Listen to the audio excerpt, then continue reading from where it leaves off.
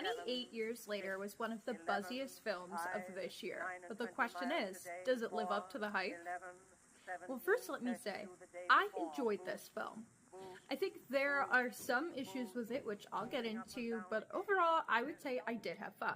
This film has really well done sound design, and there are moments where this film definitely gets experimental. Some of these moments work, some of the shots that they're taking don't always land, but I really applaud the film for going there and trying to be experimental and different anyway.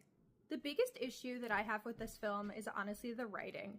This film needs to pick a lane. It really doesn't know what it wants to be doing. The first hour of the film is a coming-of-age story. The second hour of the film is a grief narrative. And then it has this weird, out-of-place comedic ending that is trying to set up further sequels, but just does not do it successfully whatsoever, in my opinion. So overall, the film just feels really disjointed, and it makes it kind of hard for you to stay connected to the storytelling.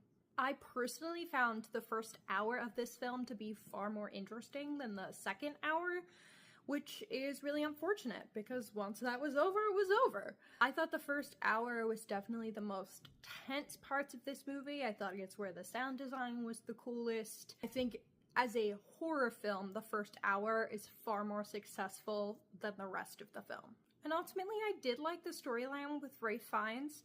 I just felt like that storyline felt really out of place from what we were getting in the first act of the movie. Those scenes were very beautifully shot, though. I will give them that. Ultimately, I'm not sure this movie is worth all of the buzz and hype it had been getting throughout the year, but I did like it, and I will be rating it positively, despite the problems that I think the film does have. We're going to be doing a full review on our podcast of this film, so check back next week for it.